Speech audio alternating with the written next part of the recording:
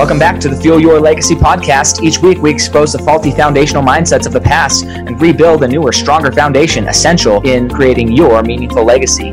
We've got a lot of work to do, so let's get started.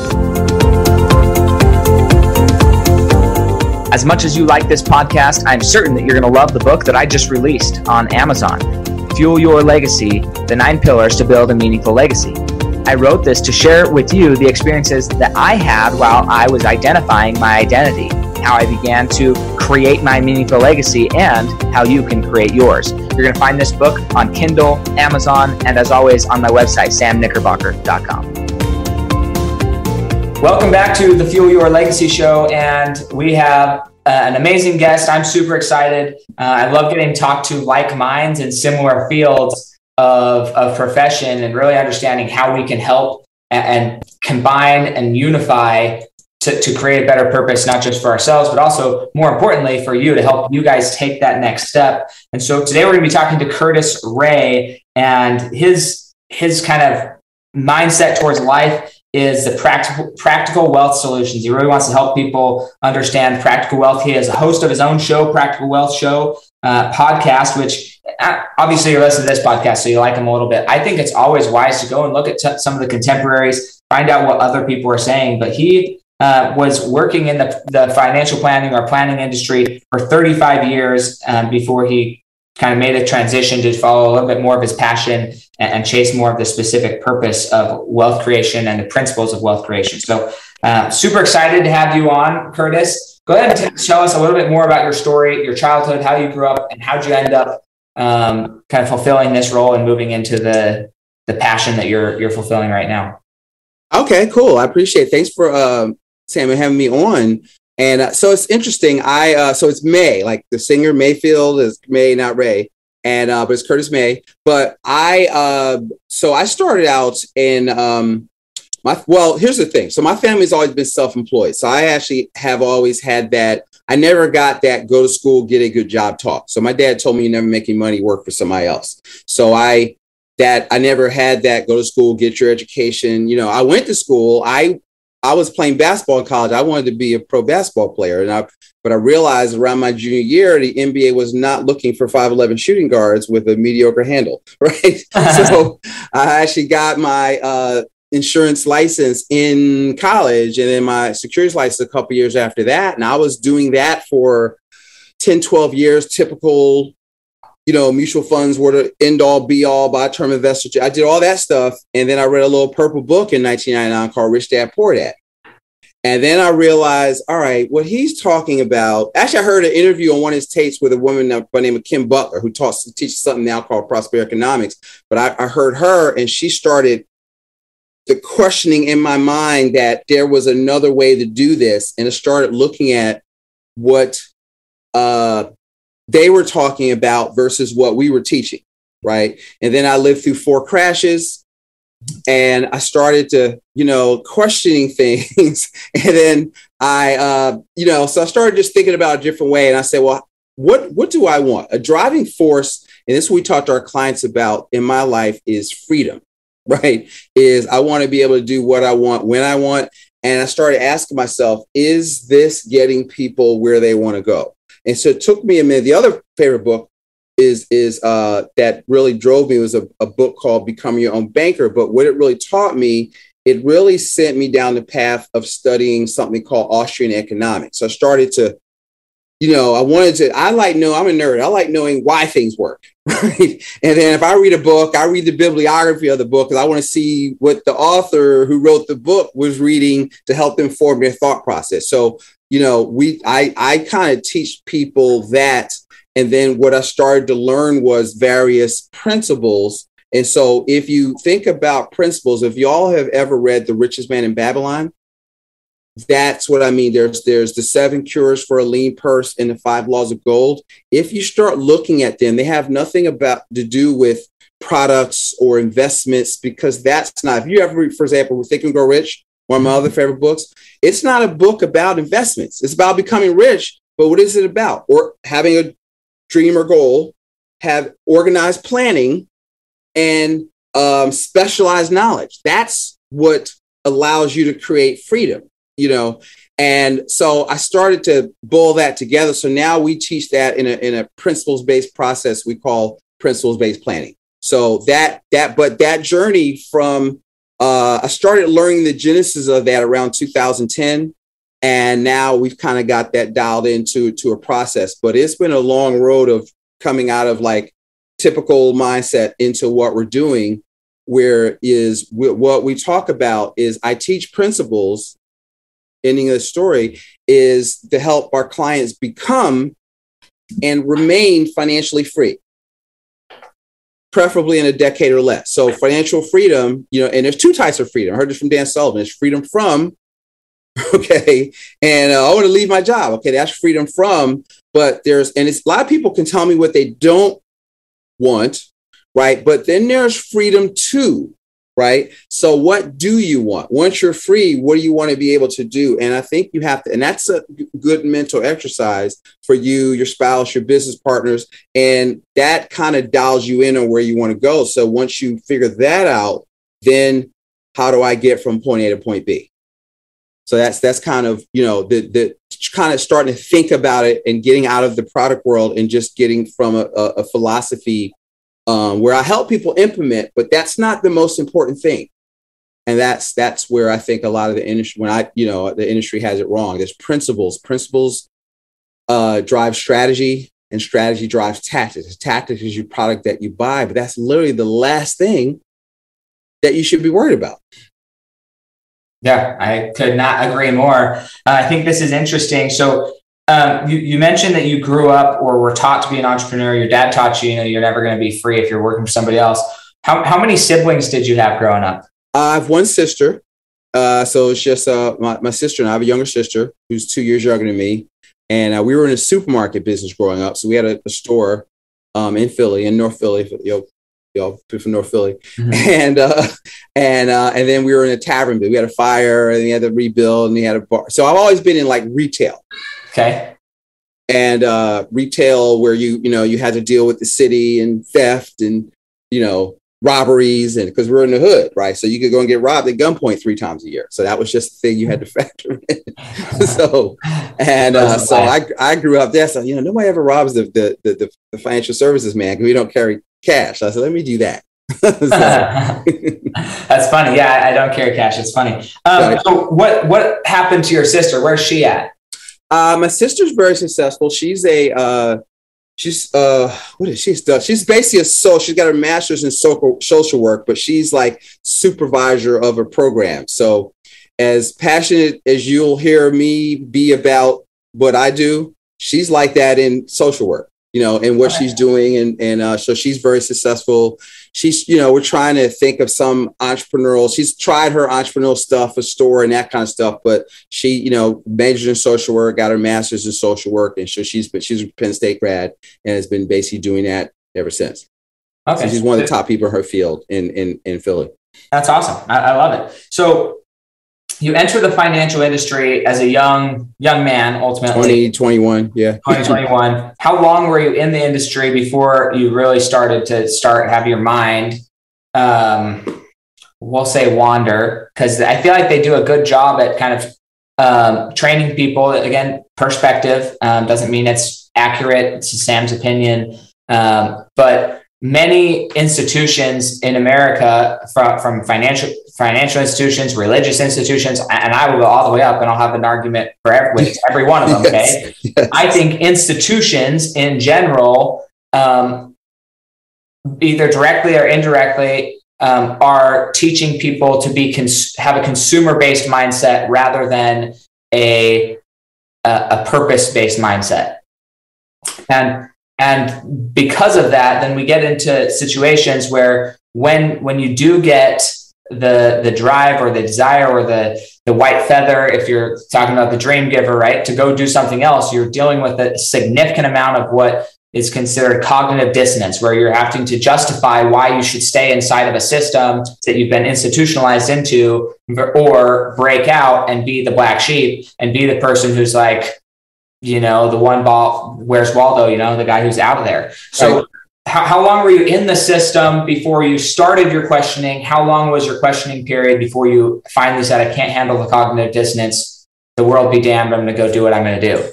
Yeah. So I would say I was what I call a typical advisor for probably the first 12 years.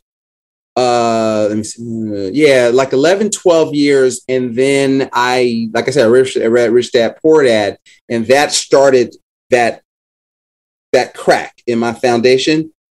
And so once you start me on it, I can't let it go. So then I'm going to read everything, and I'm going to figure out stuff. And it really almost took me the decade of the 2000s, because then I thought it was a product and just different strategies, different things that you run. And then I started to realize it wasn't really about, there's no, in what we teach, there's no financial product that can take you to financial glory, that will take you to financial freedom, because there's too many, economic factors. The markets go up and down, the inflation is destroying the purchasing power of your dollar. And so you're saving dollars. The longer you have them, they go down. And it's so many moving parts. You got to learn how Jim Rohn says economics is major. So I think through that period, I started to really study economics.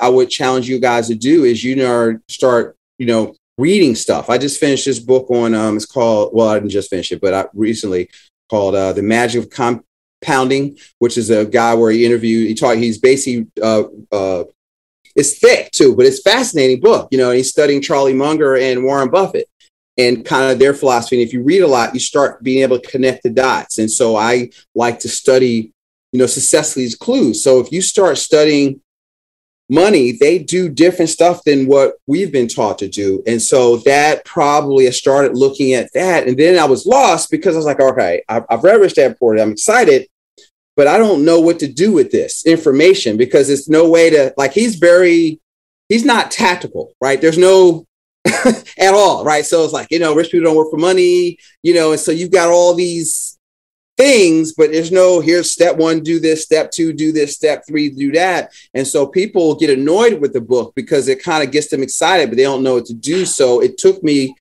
7 or 8 or 10 years of piecing together the here's the strategy, but here's what you do next. And I feel that we got that bolt in, but that was a good decade. Okay. So I didn't start figuring that stuff out till probably like 2010. Now I'm a ninja, but So let's talk about that though, again, because this podcast is listened to by a lot of people from all different walks of life. And my goal is to take these concepts, because I think the concept of the way you do one thing is the way you do everything in life. I think that principle applies pretty much everywhere, right? So if this is working in the quote unquote, the financial world where you had read Rich Dad Poor Dad, it seemed kind of out there, you're reading it, cracks foundation, and you, up until that point, even after reading it, you thought that it had to do with products or different systems or different structures of investment. The reason I'm bringing this up like that is because that's a parallel, guys. Look at medicine. There was a time when medicine was actually focused on healing a body versus the product, right? Masking product, right. That's going to sell a product. Yes. There was a time in psychology where we actually cared about people and we tried to figure out what was wrong with them versus here's a thing that goes there. There was a time in religion where the focus of religion was to actually become a better person rather than Christ is there, he's the magic band-aid, he's going to take care of it all. Like there was a shift in our society where we shifted to a product-based society, consumer-based society, and we've moved away from actually, as you say, becoming something who is wealthy, is rich, is healthy, is faithful, is a creator, right? There's a shift away from self towards products or solutions. So then when you're confronted with this new evidence, Rich Dad, Poor Dad, or any book, right? It could be Money Master the Game by Tony Robbins. It could be Principles by Dave Ralio. It could be Killing the Sacred Cow by Garrett Gunderson. It could be any one of these books. It could be What Would the Rockefellers Do? And all of these, they're not really talking about money. They're using money in form of the language of conversation. What they're talking about, and Richest Man in Babylon, Think and Grow Rich, right? These lists go on and on and on and on and on. But ultimately, what they're talking about is not tactical. Right. Now, right. there's a few questions as to why. I would say Think and Grow Rich actually is a fairly tactical book. It's still a slightly ethereal, as is Rich Dad Poor Dad and a lot of these books. The fascinating thing is that the actual tactical implementation of, once you get your being right, how do you implement? Yeah. That has been regulated out of conversation, which I think is fascinating in a lot of cases. So when it comes down to the actual conversation, you can't talk about it. Like, they've regulated it out of conversation. Yeah, don't get me started there. I mean, you said something funny, because it's like, it's be, then do, then have, right? Mm-hmm. But see, most people they want microwave solutions, right? And they want, and what most people, most people don't get financial education. They get financial training or financial indoctrination, which basically in so many words says, give your money to us, right? Because you're not smart enough. You don't have the time, the temperament, or the training to personally manage your own money. So now, as a result of that, or what I call the accumulation theory, that you're tying your money up. So now you don't have access to capital, right? So now what do you have to do? If you want a car, you want a major capital perk, you have to go into debt. See, debt is the American way, but see, there's good debt and bad debt, and people are getting trapped into what I call the debt paradigm. And now it's a trap, because now you're working to pay the bank. You're working to do that. And so you can't leave, because you've run up all of these, as Rich Dad will call doodads, and you think, success is big houses and big cars and, all that stuff. But you have to pay for all that kind of stuff, and you have to go to work. And so you're taught to go to work. And the first lesson in Rich Dad Poor Dad is rich people don't work for money, right? But what that means is there's three types of income: earned, passive, and portfolio, right? And so if you're going to school, getting raises, getting a better job, what have you done? You've got more debt that you have to service from this new job. And then if your earned income went up, you've got more taxes. So you're really are doing that. You're not any better off. And so your lifestyle is not any better, because you're chasing money, or net worth, or this big pile of cash somewhere, whereas really, if you want freedom, your emphasis has to be on cash flow. Like, you can't eat equity. So we teach people to buy assets. What's an asset? Something that puts money in your pocket. But you got to learn how to buy asset. So hence, we teach people the 3 rules of investing. Invest in your number one asset, which is you. You got to invest your mindset, your skill set, and your network. See, money follows value. So money is just green paper that you exchange for goods and services. Some people have this love-hate relationship with money, but money's green paper you exchange for goods and services. So if you've got more of it, you got better health care, you got better experiences for your kids, but money in of itself is not evil. So that's something passed down, right? Is people think, people tell me, we're Christians and we can't focus on money. What are you talking about? Don't get me started with that. And because what happens is money is a result of, as Walter Williams would say, pleasing your fellow man, of providing a service, of solving problems. So you have to create value in the marketplace first, and the result is money. So if people think I need more money, no, you need to figure out, how can I solve more problems? How can I serve people at a higher level? How can I, your people ask themselves the wrong questions. And so then you're chasing money, and then you have a scarcity mindset. And because they're winning, because all of the outside stuff is telling you you can't win because these people are oppressing you. Or, don't get me, all that does. So I go there on my show a little bit harder. I know, brother, I know. But even in the financial world, what they think is,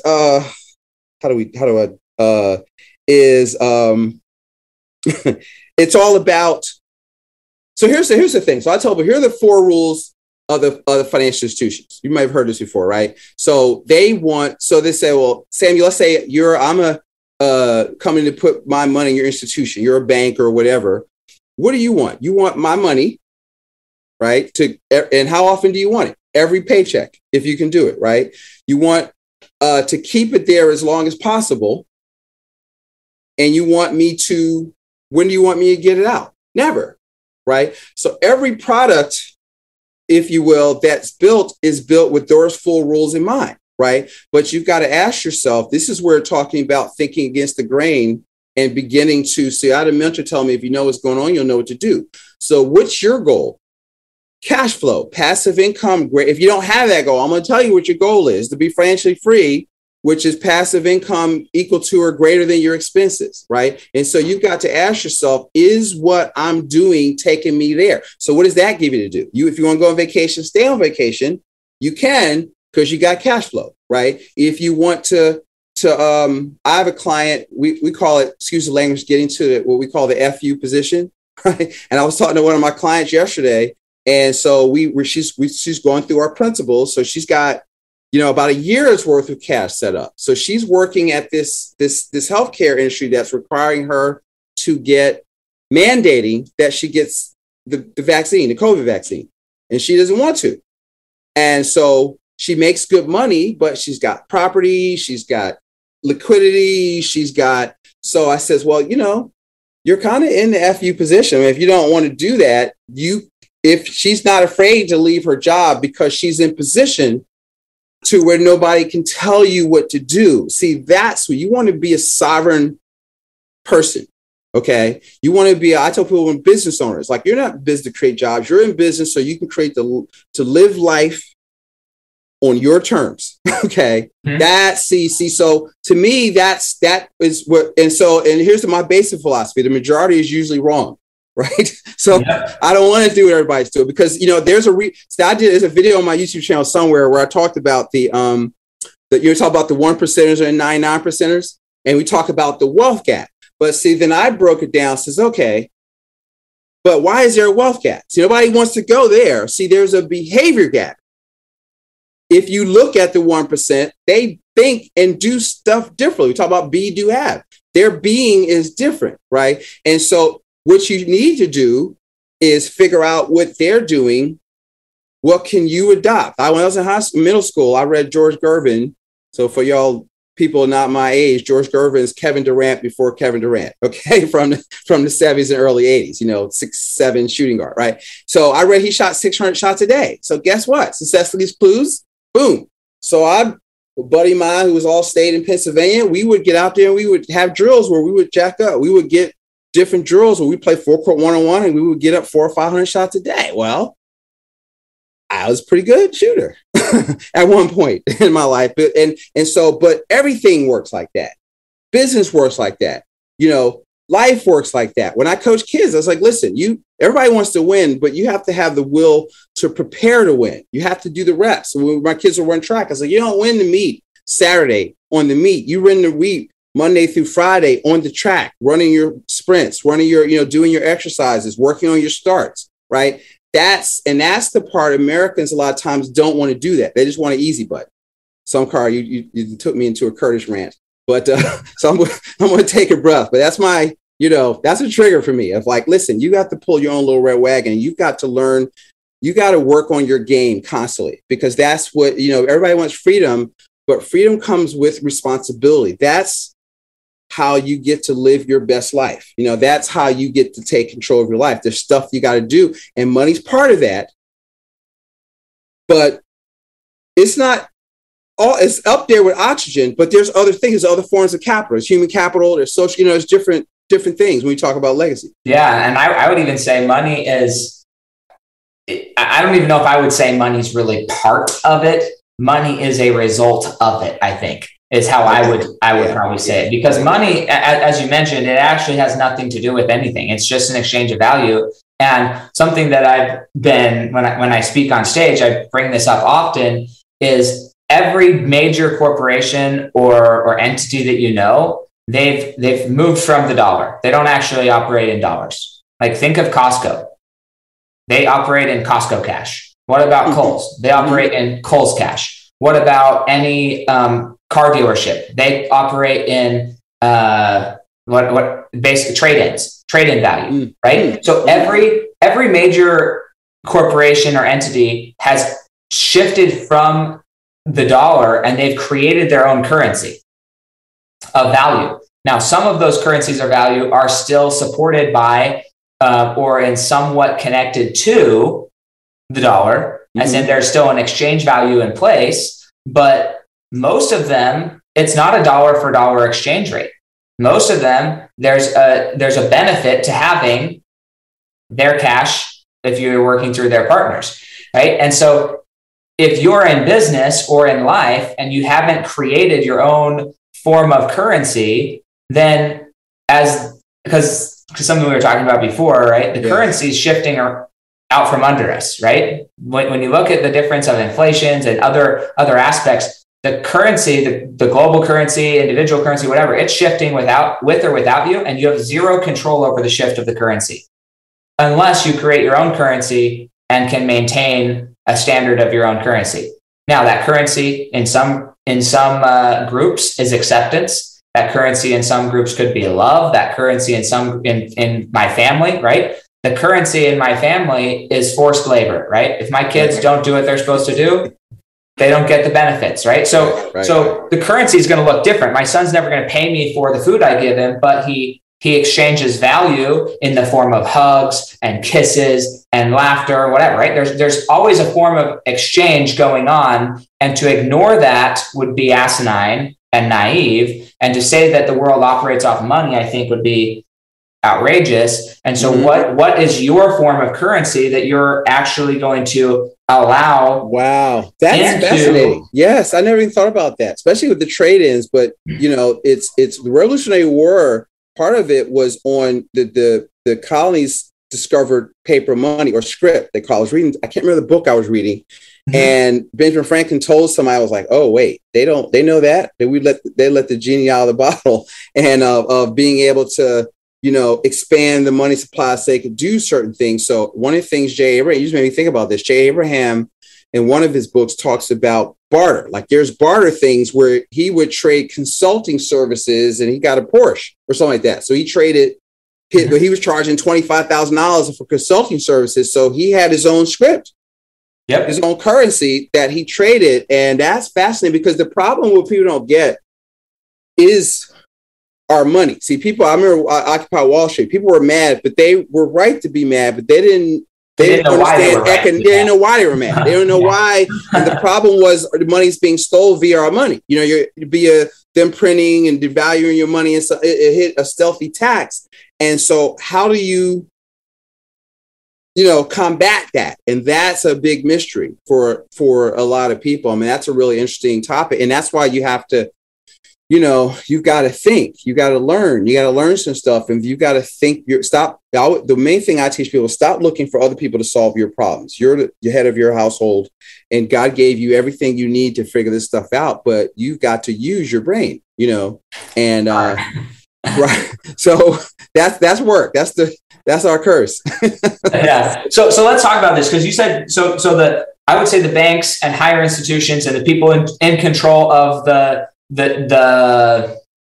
I'm trying to be as explicit as this as possible. The people in control of the current generalized exchange of value, i.e. the US dollar. Okay. So the people in control of this, they have their 4 rules, right? They want your money as soon as possible, as much as they can get of it. They want it for as long as possible, and they want you to never take it away. Like they want to just keep exchanging amongst themselves because they own all the institutions. So if you go from Chase Bank to Citibank to a credit union or whatever, they own all of them. So they don't really care where you exchange it to. They just want it to be exchanged. Right. So, and they make a percentage on every exchange as well. So that's their rules. But you also have created what you consider the 5 principles of principled wealth building. And again, these are more identity things, but what are your 5 principles that you've found if people were able to really embody and become each of these 5 principles, they're not just their financial concerns, but all forms of freedom would be theirs, whether it's emotional, spiritual, mental, physical. Like what are those 5 principles? And so when I'll do this with clients, I'll say, well, what are principles? What principles do you use? And so from Ray Dalio's book, you mentioned principles are fundamental truths that serve as foundations for behavior that gets us what we want out of life, right? And so if you don't have a good set of principles, all successful people operate by principles. So we need to know what they are because they're like recipes for success. So the 5 we teach when it comes to finance are principle 1 is save. Save 15% And I'm not saying where, it doesn't matter right now. I don't care about the where. I care about the habit that you know what I mean? You can't consume every dollar that comes to your household. You have to underconsume, put money aside, and, live on less than you make. And our number, we give it a number, 15% or more of your gross income. Okay. Not net. I want gross. Okay. Just be clear. All right. And the second principle we talk about is maximum protection. Okay. So a lot of people skip this step because it's not sexy, because those are, insurances, it's estate planning, it's entities, but you have to play defense. Like, defense wins championships. To me, saving and protection is defense. And because life happens, right? You could get sick, sued, fire, theft, death, and you've got to have, and so the idea of maximum protection is, if you had a fire, and would you want half of your house replaced or the whole house replaced, including current building costs? So in the property and casualty world, that's full replacement value. Okay. A lot of people are underinsured with their car insurance. So if they were getting sued, they don't have enough liability protection. They think, well, I got full coverage, but when I go over their stuff with them, they're liable and they're open for stuff. And you can't do it after the fact. Like that Allstate commercial, when mayhem hits, you got to have your stuff set. So the second principle is maximum protection. The third, which is a legacy you like, what we call full replacement of assets at death. And I call it a legacy of wealth and the wisdom to go along with that wealth. So that's our third principle. The fourth principle is liquidity, 6 to 12 months of liquidity. The number one problem I see is the lack of capital, not access to capital, but capital on an individual level. All right. That people just, if opportunity came, if they had if a lot of our listeners, if they came out of their house and all 4 of their tires were slashed, that'd be a problem, right? To replacing that. You couldn't replace that without going into debt a lot of times, right? And so we want to have liquidity, because if you don't, so instead of investing, we teach people they should be we call it capitalization. You should be, having money. So, because what happens is, if you don't have capital, you've got to invest in what the masses invest in. Whereas if you have money, opportunities find you, for private lending, for all kinds of different things, that you just have to be a good, financially literate. So you can read numbers and, understand profits, loss, that kind of stuff. And so money will find you. And the fifth principle is what we call velocity, the velocity method, the velocity of money, which is an economic principle that is, I always tell people, it's like, what people say, what do you mean by velocity? So, well, you ever watch Shark Tank? And they go, yeah, well, Mr. Wonderful, if he gets, look, all right, I like what you're doing, and he likes the numbers. And all right, so if I give you $500,000, $1 million, the first thing he wants to know is, how soon am I getting my money back? Right? He wants return of his money. So now if he gets his money back, what's his risk? Zero, right? Because he's got his return of capital. But is he still have equity and getting cash flow from that deal? Yes. So that's velocity. So you want to get it, put it in something that generates cash flow, get your money back, put it in something else, right? And so we're taught buy and hold, dollar cost average. But when you look at if you study successful people, so even when you talked about Tony Robbins' book, Master the Game, there's a disconnect there, because none of the people that he's interviewed, they didn't don't get me started with that one, right? They ain't become billionaires doing investing in damn index funds, okay? And they built businesses. And so they ain't get rich talking about the stuff he's talking about in the book. So there's a little dude, believe me, I know people throw it in my face. I'm like, dude, go read it again. Right.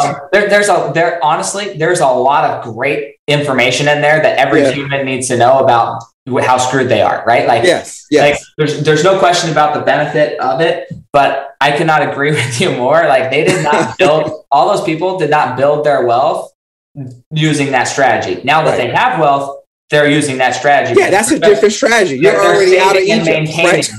Right. You're maintaining. If you get a 2% rate of return on your $3 billion, you're doing okay still. Yes, like, you're okay with a 2 or 3% rate of return on your $3 billion. But how they get there is the principles I just showed you: save, protect, make sure if you don't make it, you replace your income 100%. You have liquidity, which gives you the ability to buy businesses or buy opportunities that when they come up to buy. And so what you want to do is you want to use your liquidity or other people's money, because the other strategy is that since our dollar is debt is the new currency, right? Debt is money. But you got to take debt and you've got to buy a real thing. Don't tell Dave Ramsey that. Oh, you got to get out of debt. You can't even eat a meal before you pay for it, or else you're in debt, and that'd be horrendous. Right. See, there's advice for the rich and there's advice for the middle class. So what you got to decide is what you want to be when you grow up,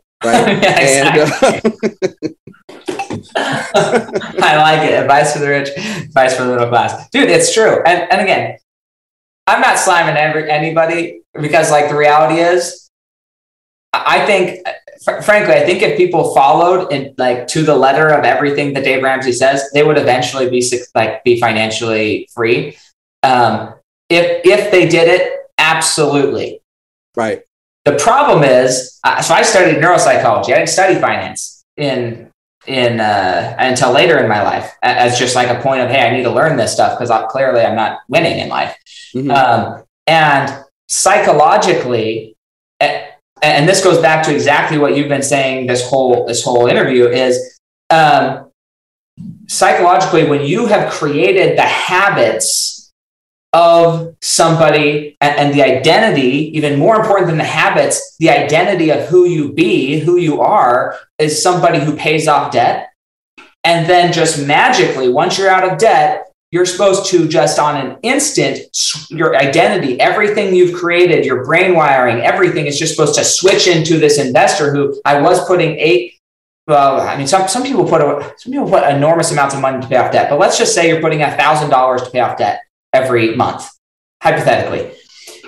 And then as soon as you're out of debt, you're supposed to change that and go from $1,000 into debt into $1,000 of investment into something you're not going to see for years down the road. Psychologically, very, very, very, very few people can make that shift without going through withdrawals, going back into debt, and maintaining their identity of paying off debt. So if they did what he said, I don't think there'd be a big problem. The problem, it comes in when doing what you're advised to do is 1000% contrary to what I just programmed you to do. Yeah. And it's worse than that, because even so here's the thing. So if you're a spendthrift, you're a mess, you don't manage cash flow, and that's good. He's great for that. But there's a point where if you say, well, I want to be financially independent, well, you can't accumulate yourself there. Okay. And you're deferring life. Let's put money into this retirement plan so I have this big pile of money so I can live off this pile of money for the next 35 years. I mean, I do an exercise with people called retirement rate or not. That doesn't work. It does. There's no scenario where that works mathematically, unless you're like a top, $500,000 executives where you're saving money. And even in those people don't put money in mutual funds. Okay. That's because they don't actually know how to do it. So they spend it on things to try and avoid taxation, which is a joke by itself. Yeah, so anyway. Right. And they're I had a couple guy asked me make good money yesterday on a call. It's like, listen, what do I get the feeling you're not wild about qualified plans. I said, you can fund them to the match because he's putting a lot of money. I said, well, why do you say that? I mean, so I don't answer direct questions, right? Yep. And I said, well, why do you think I say that? Okay. I said, well, do you think in the future taxes will be higher, lower, or the same? And because what do qualified plans do? They defer taxes and they defer the calculation of those taxes, but the correct, precise language is postponed. So now if you think your income is going to go down, meaning you're poor, have at it. But I said, what do you think your income is going to do? And, so I just kind of walked him, through that and let people. And so you just have to think through some of the stuff because most people are so busy. They don't think about stuff. They just want to work and I'm putting money in this. And, you got these commercials. What's your number and all this BS. And nobody gets rich. So you don't wander around and end up on top of Mount Everest. You got to make plans. You got to have base camp. You got to, it's intentional. And you have to learn, this is what I always come back to. Investing is not about buying something. It's about becoming something. When we interview people on our show in the different asset classes, what I'm trying to pull out is not necessarily what they're doing, but they're becoming. Like, what did they do? Where were they? And what did they do to become experts in apartment buildings? What are they studying? What are they learning? How much time do they spend? When I study athletes, I want to see the reps. How do they work out? What do they eat? I like to know the stuff I can copy. Okay. I can't take off from the foul line and dunk. I used to work at basketball camps, but I can work on my footwork. I can do 500 shots a day. I can, make sure I'm in the best condition. I can be the best player I can be. That's what you have to do. And I don't believe in a deferred life. Right. So I don't want you to wait 30 years to enjoy your life. I want you to live the best life you can today. And if you can save 15, 20, if you can save 20% of your income, guess what? Curtis don't care what you do with the rest of it. Okay. And so I want you to go on vacation 2 or 3 times a year. Okay. Because Dan Sullivan said one time, he's from Strategic Coach, that says, especially for entrepreneurs, if you're listening, you will not double your income until you double your time off. Right? Because if you're the number one asset, how do you recharge yourself? You can't work all the time. Right. And so you have to recharge and refresh and step away. And, we've already been on 2 vacations this year. I'm going on my 3rd one next month. So I work hard, play hard, come back. I'm more fired up to get back out there and, create value, because I focus on how many families can I help lead to financial freedom. I don't focus on revenue goals. I create service goals. And I know if I focus on helping people get what they want, Curtis will do that. So if you all are in business or have a job, you need to focus on how can I create value in the marketplace. Remember, money follows value. Yep. Awesome. I love it. Well, I'm curious if somebody did want to, obviously you have your show, the Practical Wealth Show podcast. Where else would somebody get in touch with you if they wanted to just hear more about your philosophies and see what? Well, so a couple places. I want people to be educated. Yeah. So you can, so it's the podcast. If you search even YouTube for the Practical Wealth Show, it'll take you to our YouTube channel. And so I do a lot of little, 8 to 20 minute screen shares, lessons that we record on there. On Instagram, I'm starting to play with that a little bit more. So I have my link tree where you can go there, go to our website, you can actually, if you are crazy enough, you want to talk about some of this stuff, you can actually go to practicalwealthadvisors.com and we can schedule a 15-minute and we can talk about whatever you want to talk about. And I also have a report. I try to get people understanding this idea of velocity, and it's called Creating Wealth with the Velocity of Money. And it's a text thing. You mind if I give that? Yeah, go for it. Okay. So the text thing is you text, I want you to text the letters BTS to, sorry, I don't have a short code for this. So it's 1-833-422-0250.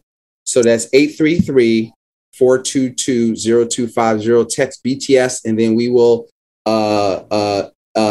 it'll ask you for your email, and then we'll email you a report called the Creating Wealth Using the Velocity of Money. And then, somewhere in there, I have a membership site called the Money for Life Club, where we just kind of talk about this stuff all the time. Okay. Awesome. How to create free. We have a newsletter we have in our membership called the Cash Flow Nair. And it's all about how to get to the position of FU. Awesome. I love it. I think that everybody needs some of their own languaging in these processes. So yes. Thank you for that. So we're going to do legacy on rapid fire, 5 questions, one word to one sentence answers. Okay. So What do you think, what's holding you back from reaching the next level of your legacy today? Organization. Efficiency of just being able to get more done, and letting go of it's a book called Who Not How, and I'm a how guy, and I gotta let that go and just hire who's. Yep, I get it. That can be difficult. What do you think the hardest thing you've ever accomplished has been up to this point in your life? Raising, because I think I have great kids, raising great, ambitious, well-mannered kids. I think that's my greatest accomplishment. You know, I have two that one just started as a freshman in college, and I've got one at Elon, and I got one as a junior at Duke, and they're doing great grades, and they're just nice, well-adjusted, intelligent young ladies. And I have a 10-year-old. Awesome. I love it, because that was going to be the next question. What's your greatest accomplishment? So great. That's both of it. So convincing my wife to marry me. That's the number one. So yes. If there was one habit, mindset, or behavior that you believe that you hold that contributes the most to your success, what would you say it is? Focus and this sounds bad, but the ability to hold a grudge. So when people insult me or question if I can do something, like I had when I first got in the financial services business, this guy, I was at this like business overview, and the guy was like 20, and the guy says, you know, Warren, you got to stop hiring these young single guys because you're going to starve to death because they're going to quit in 2 weeks. And I heard it. And that when I wanted to quit, this man don't know me, blah, blah, blah. And so every time I felt like not doing it, I heard that voice, and that drove me for years. I've had little slights that drive me, that keep me focused. So when I feel like quitting, you know, early on, I would think of little slights that drove me to fight another day. And so my ability to do that, and the ability to take action and stay the course, focus on having a big goal and not quitting on myself. Awesome. Love that. And if you were to recommend, you know, one or two books to the Fuel Your Legacy audience, what books would you say have been most impactful in your life?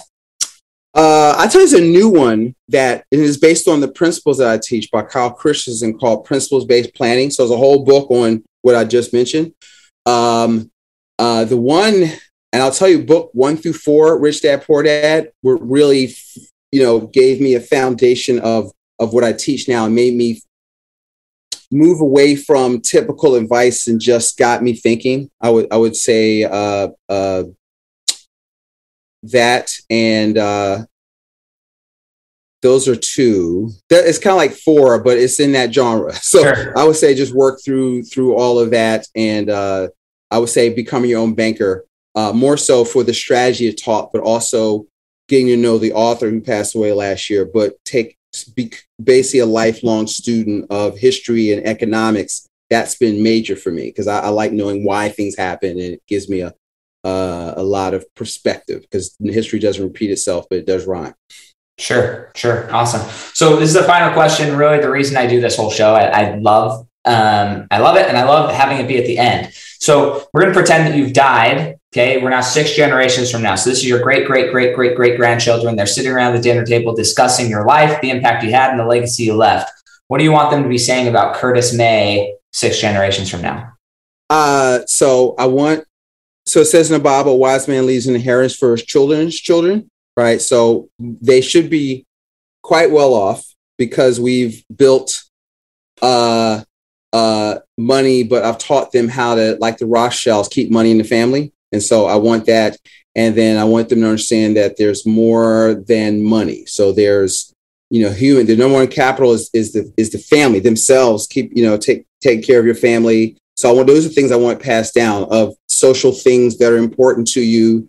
And just, you know, he taught us a legacy of how to create value, to serve people, and to protect liberty and freedom. So that's a big, that's a message I try to get out there. Stop just doing what people tell you what to do. Think critically. And so that's what I want. You know, if you're a May, that's how you are. Awesome. I love it. And I'm so grateful for your time today. If anybody knows me, and you can go listen to some of my other podcasts, but it's honestly, it's all the same things that are important to me are what Curtis just said. And that's why I have guests on my podcast, because they can all say it from their perspective, their point of view. And it's said a little bit different with a little bit different principles, but in the end goal is the same. We want people to be thinking critically. We want people to recognize that they can do and have whatever they want, not from I deserve it type perspective of entitlement, but from I can do whatever I need to do to get whatever I want perspective. So yes. a critical thinking and action perspective. And everybody has a different way of doing that. And the more people we have explain it in their own way, I think we can affect more people and help that message go forth. So thank you so much, Curtis, for hopping on. And we'll talk to you guys soon. We'll catch you guys next time on the Fuel Your Legacy Show. Thanks for having me.